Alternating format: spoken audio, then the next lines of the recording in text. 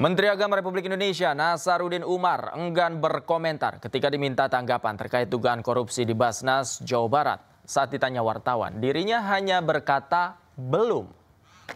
Pak Menteri, izin terkait dengan dugaan korupsi Basnas, Pak Menteri. Apa tanggapannya? Apa? Basnas Jawa Barat, Pak Menteri.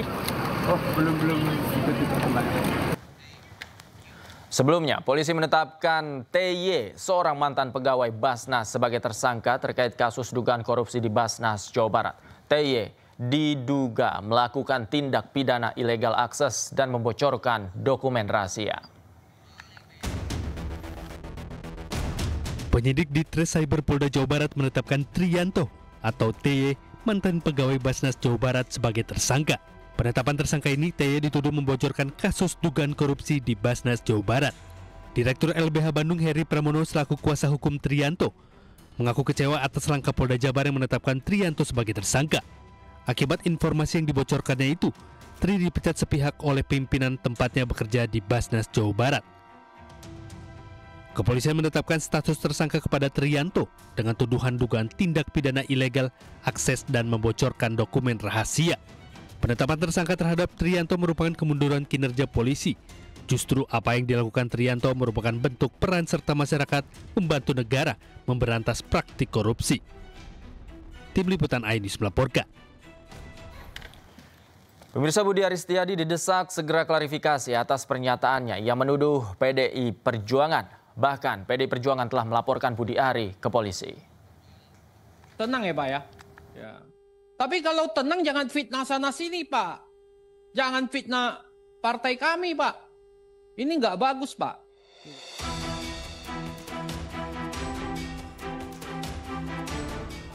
Menteri Koperasi Budi Aristiadi diminta klarifikasi terkait pernyataannya yang menyebut ada partai politik yang diduga menjadi mitra para bandar judi online.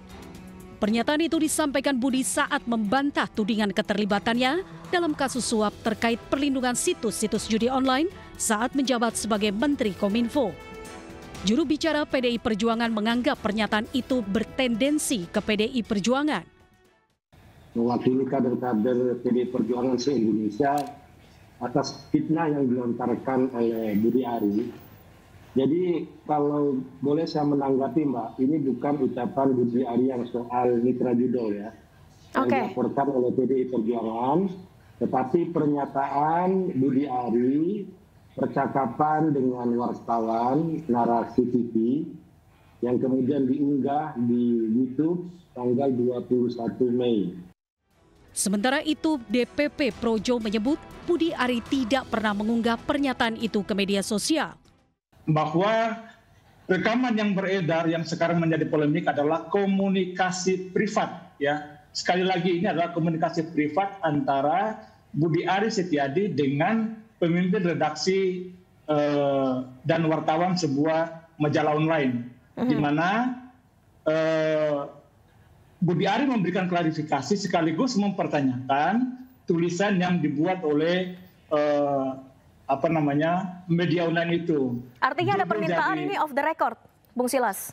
Ya, jadi di dalam pembicaraan itu Budi Ari dengan tegas untuk tidak mengutip, tidak mempublikasikan isi pembicaraan itu.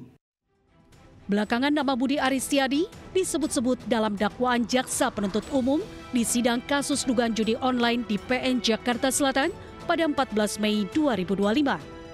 Dalam dakwaan jaksa, Budi Ari diduga menerima sebesar 50% dari seluruh website judi online yang dijaga. Tim Liputan iNews melaporkan.